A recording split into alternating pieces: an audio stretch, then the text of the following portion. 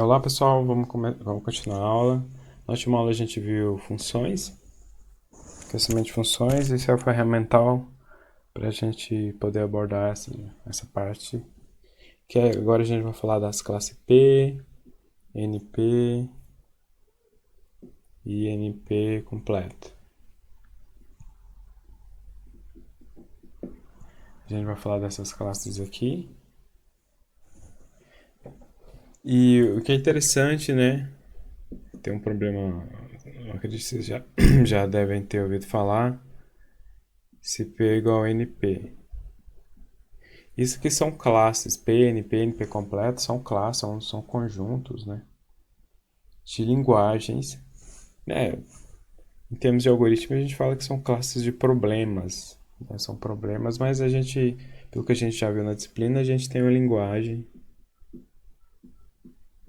Né? Uma linguagem. E essa linguagem aqui, né, normalmente é um conjunto de string e tem uma restrição aqui sobre essa linguagem, né? Mas isso aqui a gente sabe que é uma instância de um problema. Né? A gente tem um problema e a gente pode escrever como uma linguagem, né? A gente pode codificar o problema como um string, definir uma linguagem e dar para a máquina de Turing. Aqui eu vou falar de máquina de Turing, mas uma definição que vimos é que máquina de Turing, né? Tem uma máquina de Turing, né? Isso aqui equivale a algoritmo, né? O algoritmo é aquilo que a gente consegue escrever uma máquina de Turing, né? Então fica como sinônimo. Não é exatamente sinônimo, mas é uma definição formal que a gente estabelece para o algoritmo. Primeiro, vamos definir uma função time aqui. Na verdade, é uma função não, isso aqui é uma classe. Eu tenho uma classe nk time. Seria como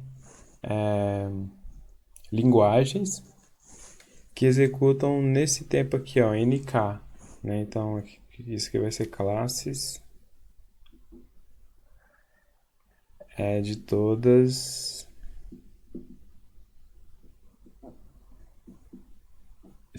as linguagens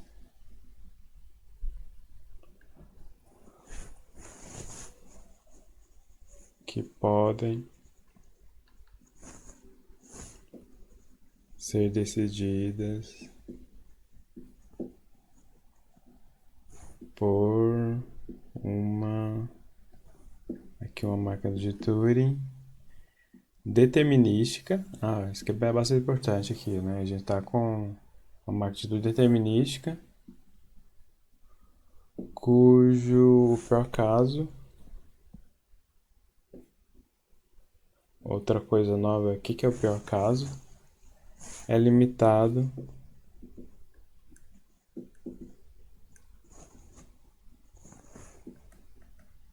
por uma função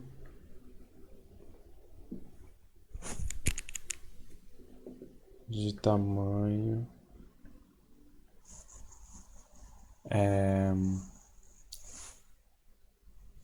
aqui um tamanho de entrada, né? Aqui eu tô falando da entrada, ó. A entrada para um algoritmo é o n. E essa função aqui, ó, ela vai ser em relação a n, né? Tem uma função em relação a n. E aqui que é importante, né? Onde o f de n é O de nk, que para algum k. Para algum k.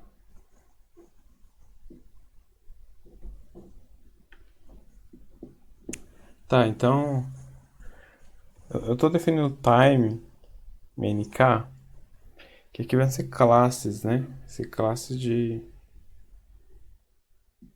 todas as linguagens que podem ser decididas por uma máquina de Turing determinística, né? Isso que é bastante importante, máquina de Turing determinística, cujo pior caso, quando eu falar pior caso,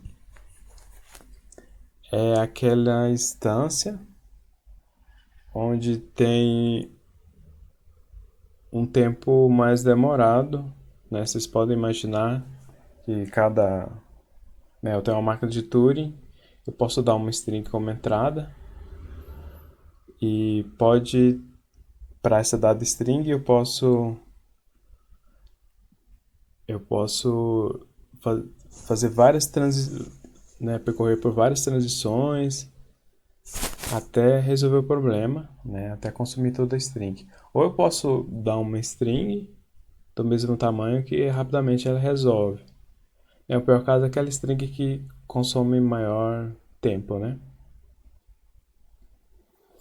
Então, considerando o pior caso, vai ser limitado por uma função de tamanho da entrada f de n. Ó. Então, f de n é o de nk. Então, vão ser todas as linguagens que podem ser decididas. Outro ponto importante é linguagens que são decididas, né? Aqui eu estou falando do máquina de Turing que vai decidir, que vai dar aceito ou rejeita. Nas aulas anteriores a gente viu problemas que não são decidíveis. Nesse caso são problemas que a gente mostrou que a gente não tem garantia que a máquina de Turing que é possível construir uma máquina de Turing que aceita ou rejeita, né? A gente não consegue escrever um decisor. Mas aqui a gente está considerando, né, decisores. Aqui a nossa máquina vai parar, né? Ela vai aceitar ou vai rejeitar. Não vai entrar em loop e não vai travar. Então, linguagens time e nk são linguagens que tem uma função no pior caso O de nk, né? Isso aqui é o polinomial. Aqui a gente está definindo o polinomial. Então, o polinomial, que eu vou chamar de P, né? Essa aqui vai ser uma classe, vai ser a união, né? Aqui para todo K, de linguagens time e nk, né? Então, isso aqui é bom. Eu falo bom porque é rápido, né? Então, em termos de algoritmo, se você tem um algoritmo que é polinomial, que ele tem uma função, no pior caso, ela executa O de nk, você tem um problema que você consegue, que a gente considera rápido. Apesar que, por exemplo, n elevado a 5 ou elevado a 100, né, veja que isso aqui não é rápido, né? 5 elevado a 100 vai dar um número muito grande, né? A partir da entrada aqui, n, isso aqui vai dar um número bem grande, mas o crescimento, né, apesar mesmo de ser exponencial, isso aqui não é rápido.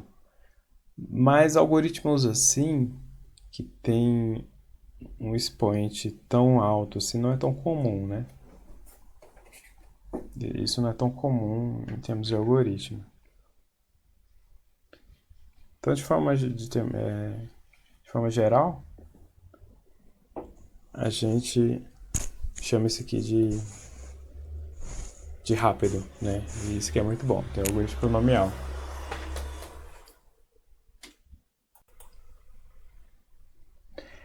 Então, polinomial, só que os algoritmos que a gente consegue definir uma função polinomial para resolver ele, né? Então, são linguagens que podem ser decididas por uma máquina de Turing ali, vai ser limitada por uma função O de nk, né? No caso aqui a gente chamou de time nk, né, para algum k. Essa aqui é a classe P. Essa aqui é o nosso polinomial. Vamos passar uma definição aqui também importante, que é como que funcionaria uma máquina de Turing não determinística, né? No caso, uma máquina de Turing não determinística, que aqui a gente está trabalhando com decisor, né? Precisa parar.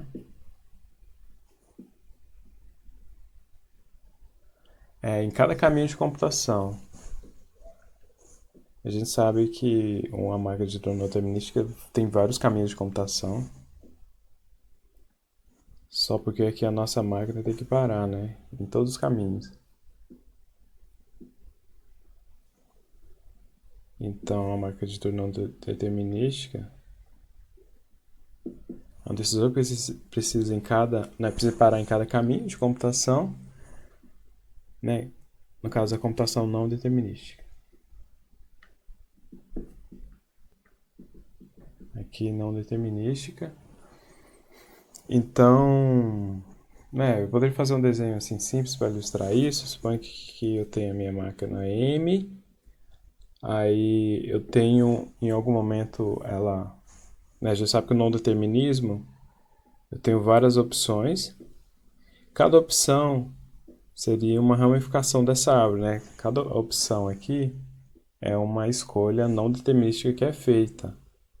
Então a gente pode imaginar que cada escolha é um processo que é executado em paralelo. Então, né, eu posso ter um processo aqui, e aqui tem outras decisões não determinística, e para cada decisão ele instancia um processo em paralelo. E aqui tem outras decisões. E assim vai ramificando. Então, o mais importante é que para cada ramificação, a máquina tem que estar no estado de aceita ou rejeita.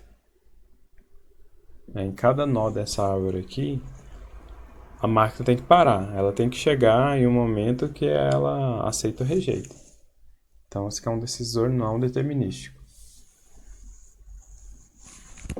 Então, a gente tem que garantir que ela aceita ou rejeita. E a gente vai chamar isso aqui, ó, de um caminho, né? Isso aqui é um caminho que ela é feito. Né? Aqui eu tenho um caminho. Esse caminho aqui forma uma computação, né? Para ele encontrar uma solução. Então, a gente tem um caminho aqui. Então, considerando essa máquina de Turing não determinística, a gente pode definir uma outra classe que eu vou chamar de N-time. Vou chamar de N-time, que seria não determinístico, em NK. Aí, no caso, é semelhante à definição que a gente viu anteriormente, que é classe aqui de todas as linguagens que podem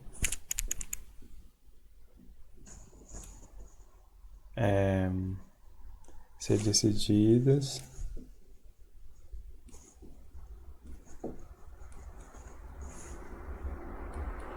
por uma... Só porque aqui é máquina de Turing não determinística. Essa aqui é uma máquina de Turing não determinística. Cujo pior caso é limitado por uma função. Né? Aqui o pior caso é limitado... Né? Tem um pior caso, né? Só vou pôr limitado por uma função.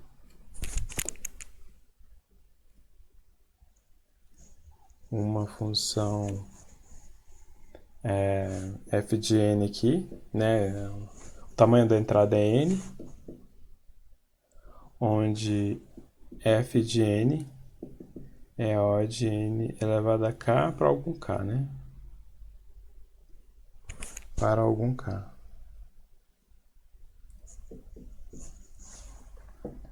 Aí, no caso, a partir disso, a gente consegue definir classes que a gente chama de NP. Aí, no caso, a classe NP vai ser a união, né, para todo K, de linguagens N-time, N elevado a K. Então, vejo que isso aqui são linguagens que são resolvidas né, que são decididas por máquinas de Turing não determinística em tempo polinomial. Vejam só, a diferença é clara, porque aqui eu estou considerando máquinas de Turing não determinística. Né? A máquina de turing não determinística, como eu mostrei, ela faz ramificações durante as decisões não determinísticas. E o pior caso, né, no caso aqui, né, no pior caso, quando eu faço uma ramificação, né, deixa eu usar esse espaço aqui em cima, né, eu estou fazendo a ramificação aqui de uma árvore. O pior caso seria o tamanho máximo dessa árvore. Então, esse aqui, né, a gente vai limitar no, no maior número de computações possíveis. Só porque como ela é não determinística, né, ela vai ter várias ramificações, várias computações sendo feitas em paralelo. Esse aqui por caso não determinístico.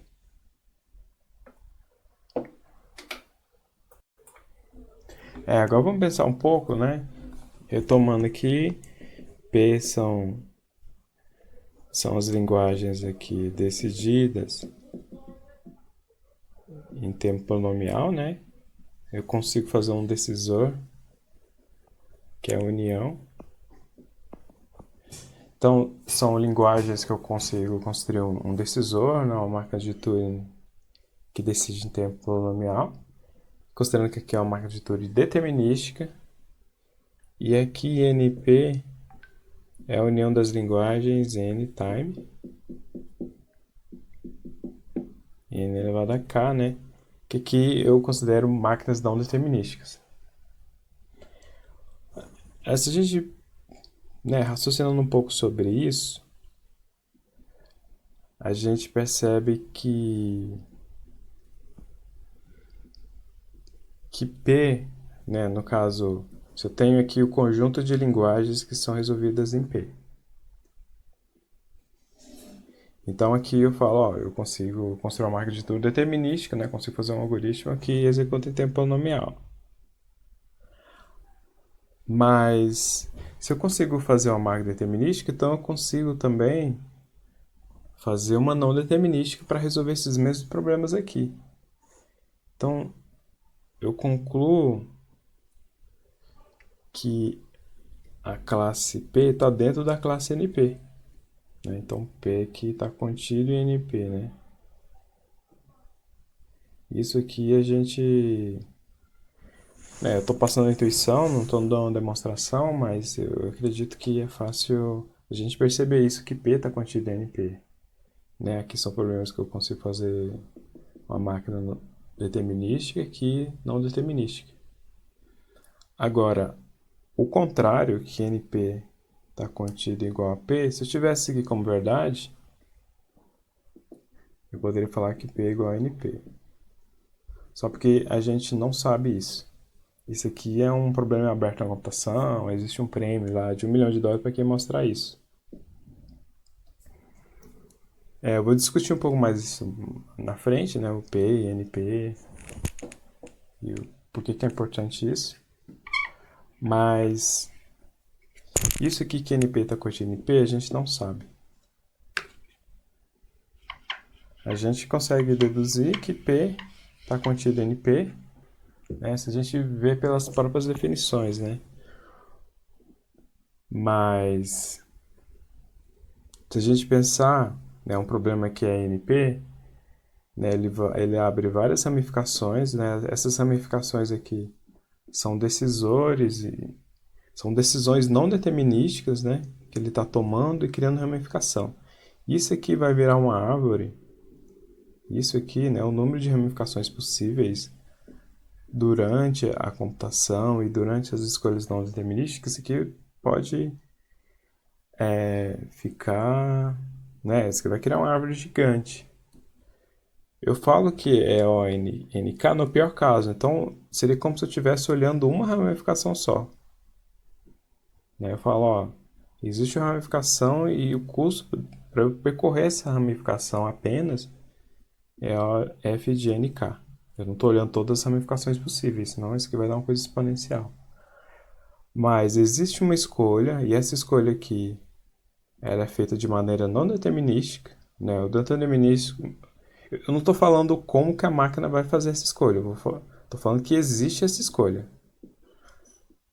se magicamente, né, viesse o mago que soubesse tudo e eu pudesse colocar esse mago dentro do meu algoritmo e ele sempre me desse a escolha correta, eu ia resolver esse algoritmo em tempo de NK, tempo polinomial, né? Durante as decisões eu sempre tomaria essa decisão aqui que leva para um estado de aceitação.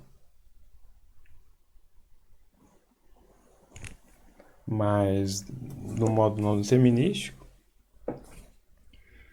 né, eu não estou lidando como que é feita a escolha, só falando que existe um caminho aqui que é polinomial. Mesmo no pior caso, né, o caminho mais longo, né, o mais profundo dessa árvore é tempo polinomial. Isso aqui é uma definição, né? Então isso aqui é uma forma de definir,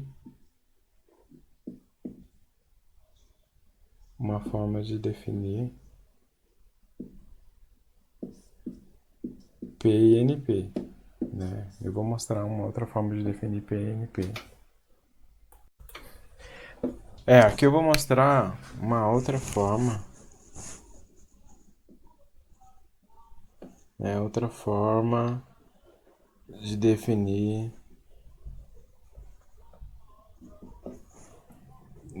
a classe NP, né? Mostrar outra forma de definir a classe NP. Essa outra forma é usando um verificador, usando um certificado, né? Talvez vocês ouçam falar dessa outra forma, né? Principalmente o livro do Cormen, aquele de algoritmo, utiliza essa forma, mas é de um ponto de vista mais prático, né? Essa parte de complexidade é bastante interessante porque tem muita aplicação, né? Você quer saber se um problema tem esperança de resolver em tempo polinomial, né? Então, você conhecendo a característica do problema, você consegue né, garantir soluções, né? Enfim, o que eu vou fazer antes de tudo, eu vou definir o que é um verificador. No caso aqui, ó, eu vou pôr a definição de um verificador. Então, um verificador para uma linguagem, aqui uma linguagem A. Aí no caso vai ser uma máquina de Turing,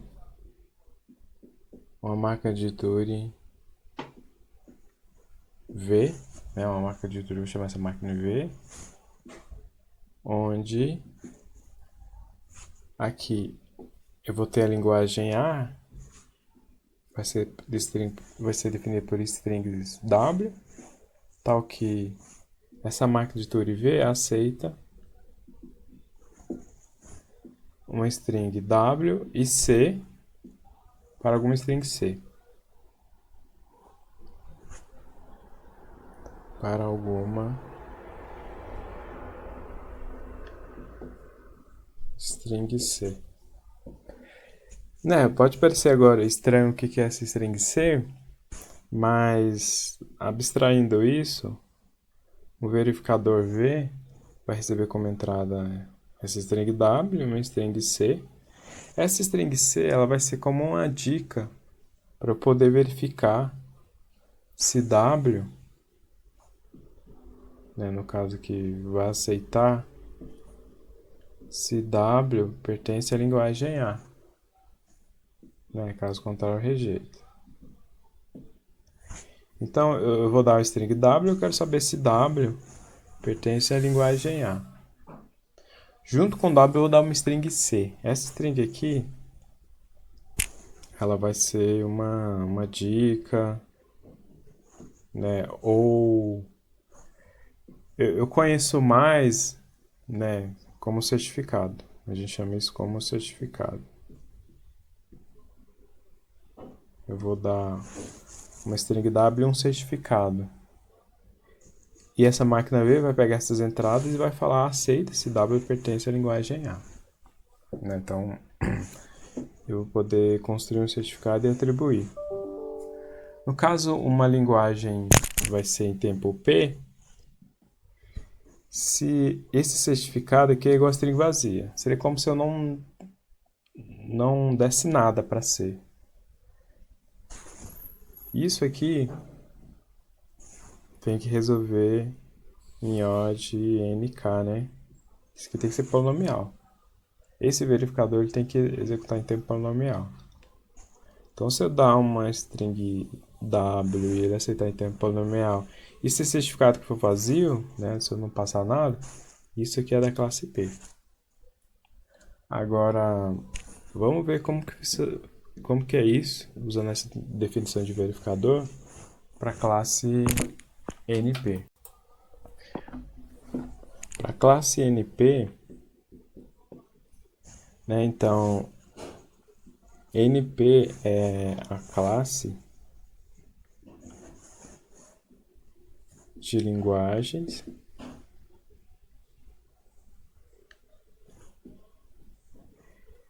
que possuem verificador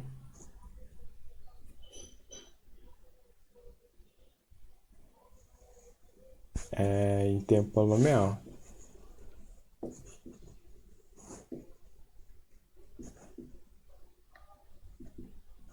Então, se eu conseguir construir um verificador em tempo polinomial, é da classe NP. Então, uma linguagem está em NP se somente se ela é decidível por uma máquina de Turing não determinística de tempo polinomial. Então, aqui, ó, né, é uma linguagem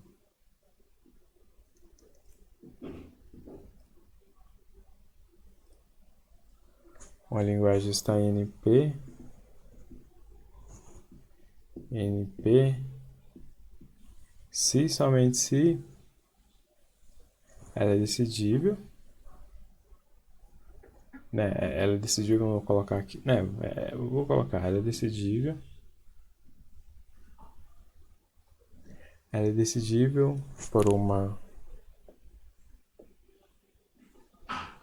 por uma máquina de Turing não determinística de tempo polinomial.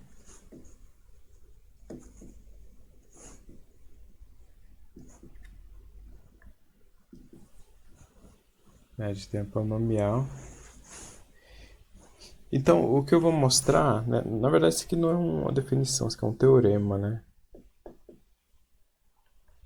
E a gente tem que demonstrar que isso aqui é verdade. Eu quero demonstrar isso usando a definição de verificador.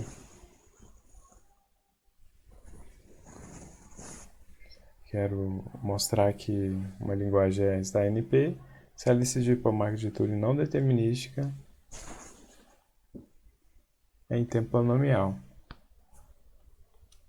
Uma prova disso, a gente vai supor que existe um verificador de tempo polinomial V para alguma linguagem A e a gente quer mostrar que existe uma máquina de Turing não determinística que tem tempo ONK que decide A. Né? No caso, deixa eu detalhar isso. Deixa eu apagar essa. Deixa eu apagar tudo aqui. Como que funcionaria esse verificador? Né? O que eu vou fazer, né? Eu vou só dar a dica da prova, eu não vou descrever ela aqui. Tá, mas vou dar uma intuição como seria uma prova disso.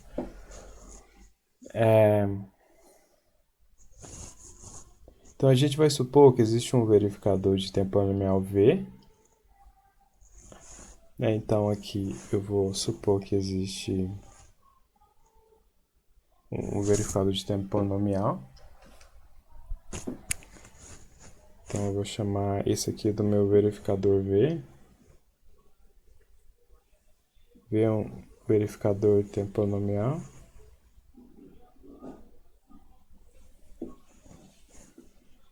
O de NL aqui, eu vou chamar de NL para algum L, né? Poderia ser K, mas aqui eu vou chamar de L. Vou chamar de L porque o que eu vou assumir, né? Estou fazendo bem o esquema de redução. onde eu vou dar uma string W aqui. E eu vou gerar... Deixa eu fazer uma outra forma que fica mais intuitiva. Né, vamos assumir um verificador V. Eu tenho esse verificador. E eu sei que ele roda em tempo .nk. Eu vou fazer isso aqui de uma forma mais simples para tentar ser mais intuitivo. Aqui, ó, eu vou dar a minha entrada W. Eu quero saber se W pertence à linguagem A, né? Então, esse meu verificador aqui ele vai verificar se W pertence a A. Então, lembrando, ó, eu tenho esse problema aqui, esse problema eu tenho esse problema, a gente sabe que o problema a gente quantifica como uma linguagem, né? E aqui eu tenho uma instância, uma entrada, eu quero saber se essa instância de entrada pertence a essa linguagem. Então, eu dou essa string W. Aqui, ó, como é um verificador, a gente sabe por definição, eu dou uma dica C. Né? Aqui eu tenho, o meu C é um certificado.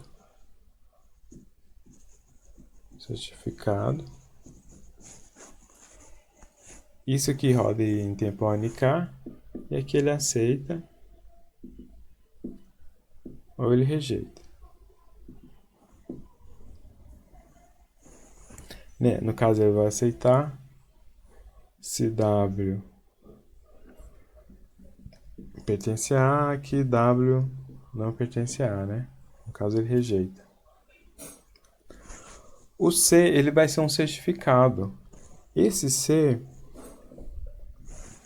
a gente pode pensar como uma dica para auxiliar essa máquina a perceber que W pertence a A. Considerando que isso aqui é uma máquina de Turing não determinística, a gente sabe que para eu construir uma máquina de Turing não determinística para identificar se W pertence a A, né, no não determinístico a gente sabe que eles vão ter escolhas, né, vai chegar num estado não determinístico e ele vai escolher. E para cada escolha possível ele vai abrir uma ramificação para processamento. Então, suponha que para cada nó desse aqui é uma escolha não determinística que ele está realizando. Eu tenho várias escolhas aqui não determinísticas.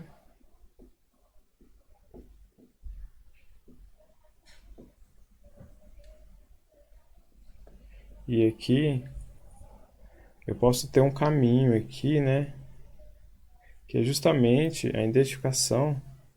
Suponha que esse aqui é o aceita. E todos esses é o rejeita. Todos os outros caminhos aqui é o de rejeição. Agora, a gente sabe que essa escolha aqui, ela é não determinística. Mas esse ramo de computação é um caminho. Se eu pudesse codificar esse caminho aqui como essa string C, eu daria a minha entrada W e o caminho que a minha computação tem que percorrer.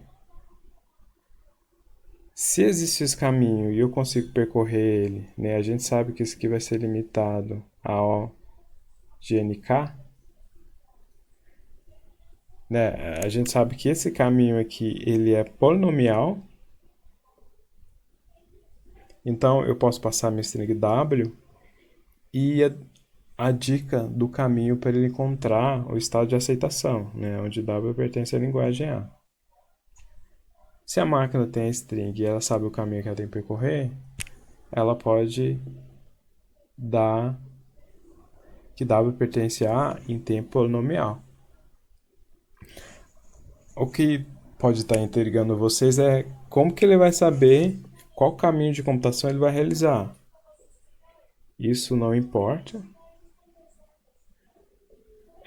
porque pela definição eu tô dando um C, eu tô dando um C como entrada e não importa de onde vem esse C, né? A definição só fala que vem uma string W e uma string C, mas que não importa da onde. Poderia ser, sei lá, uma solução mágica que eu tô dando para indicar qual caminho a computação tem que realizar para resolver o problema em tempo polinomial.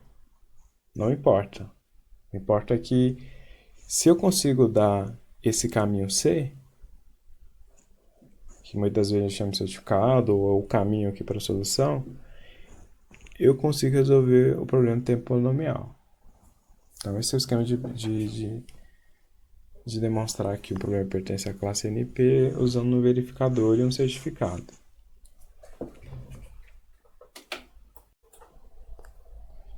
É o que eu vou fazer agora, eu vou tentar trazer esses problemas para uma coisa mais prática, né? Porque a gente está vendo tudo isso no campo de máquina de Turing e tudo.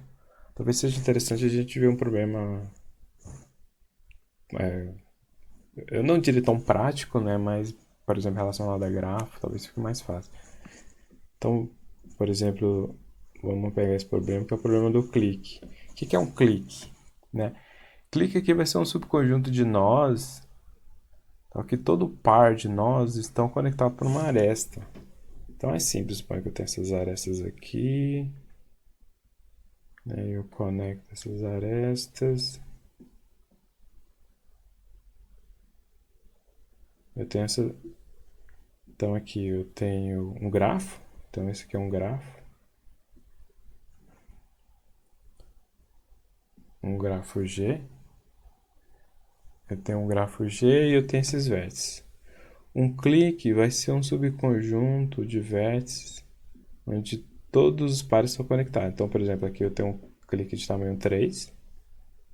Eu posso ter um clique de tamanho 2, né, porque são pares conectados. Veja que aqui eu estou falando é se existe clique. Né? No clique são pares de vértices que estão conectados. Não estou falando para encontrar qual é o clique máximo. Por exemplo, esses vértices aqui, eles não formam clique, né? Por exemplo, esse vértice não está ligado com esse outro. Então aqui eu tenho um clique de tamanho 3, eu tenho um clique de tamanho 2, aqui é um outro clique de tamanho 3. Então, existe clique de tamanho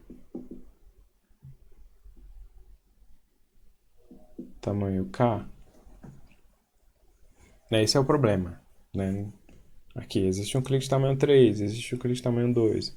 Por exemplo, existe um clique de tamanho 4? Não. Um clique de tamanho 4 seria alguma coisa assim, né? Seria todo mundo conectar todo mundo. Todos os pares de vértices estão conectados. No clique de tamanho 5, tem os 5 vértices. Aí todo mundo está conectado. Esse aqui é um clique de tamanho 5. Aí 6, 7 e vai. Eu teria um grafo completo, né? Todo mundo conectado com todo mundo. Esse é o problema do clique. Eu posso definir isso como uma linguagem, eu posso chamar de linguagem clique. Eu posso decodificar isso como um grafo G e K. Então estou perguntando, dado o grafo G, existe uma string, existe um clique de tamanho K. Vejo que isso aqui é uma string, ó. Apesar de ser um grafo e ser um valor K, eu posso codificar isso como string, né? Por exemplo, uma string de bit, a gente sabe que a gente consegue representar tudo como bits, como string de bit. Mas eu acredito que vocês conseguem imaginar que eu consigo representar isso aqui como string, né? Um grafo específico como string. E aí eu tenho que construir uma máquina de Turing, ou melhor, tenho que construir um algoritmo para me responder isso aqui, né? Se existe um clique de tamanho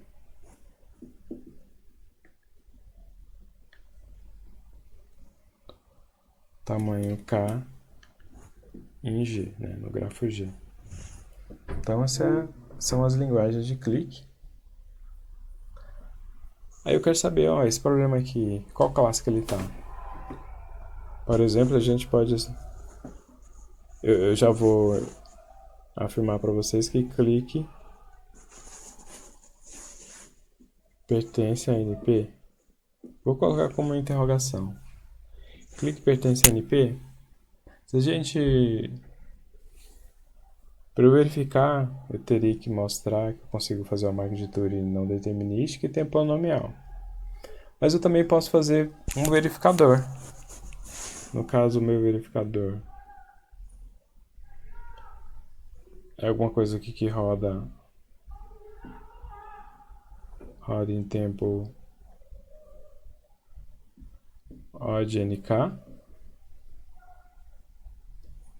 E aqui ele dá a minha entrada W aqui, que vai ser o grafo e o K, né? Existe um clique tamanho K no grafo G. E como é o verificador, eu dou também o C, que é um certificado. Aí aqui ele vai dar aceita ou rejeita. Né? Ele vai aceitar se existe um clique de tamanho K e vai rejeitar se não existe um clique de tamanho K no grafo G.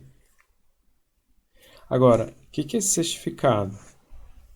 Esse certificado ele pode ser o conjunto, né? O C, ele pode ser que o conjunto de K-nós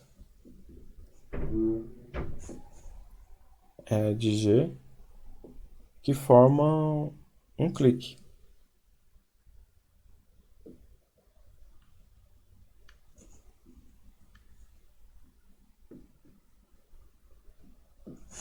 Então vejam só, eu estou dando a minha instância de entrada, o grafo G, e aqui eu estou dando o conjunto de K-nós que formam um clique. Então a pergunta é, dado esse grafo aqui, né? Dado esse grafo, eu vou chamar ele de G1. Dado esse grafo G1, existe um clique de tamanho 3? Se eu desse esse conjunto de vértices aqui, ó, eu chamasse aqui de C, seria eu simplesmente verificar se todo mundo está conectado com todo mundo.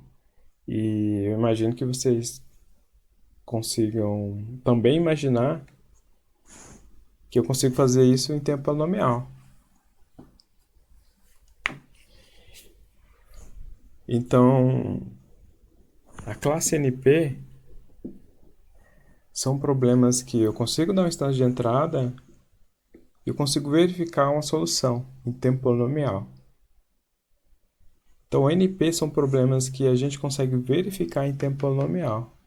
Eu posso te dar uma solução e rapidamente em tempo polinomial eu posso ver se a solução realmente é uma solução para o problema. Então, daí que vem a ideia do verificador.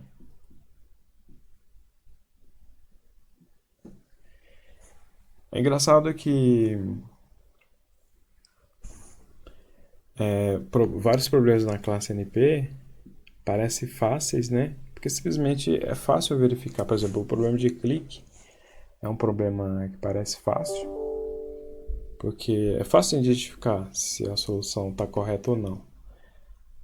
Mas para muitos desses problemas o difícil é encontrar a solução, né? Principalmente se a gente dá um grafo e eu falar, ó, encontre um clique máximo dado esse grafo. E a gente vai ver que esse problema não é tão fácil como a gente imagina.